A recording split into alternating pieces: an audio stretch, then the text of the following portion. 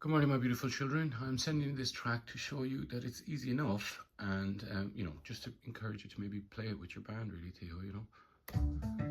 Dee da, fee da fa fa dee da, fee da fa fa dee da, fee da fa fa dee fa fa, fee da fa fa dee da, fee da fa fa dee da, fee da fa fa dee fa fa, fee da fa fa dee da. So let's look at it, okay? So we just have that, if you can see, right? It's just the triads, and it just goes D, A, G, A. Right? And then we go over to the bass part. Alright. I'll zoom in so as you can see the notes. It's just the same scale.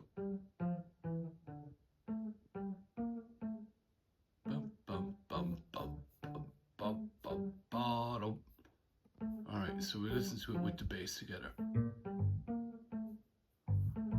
There's the other bass. So you see they're kind of complementing each other. You can see the notes there of the bass.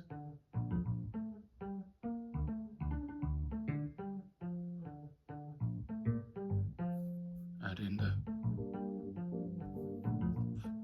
slowly add in the drums. There's 3 drums. I extracted the groove from this drum and I applied it to the others. Yeah,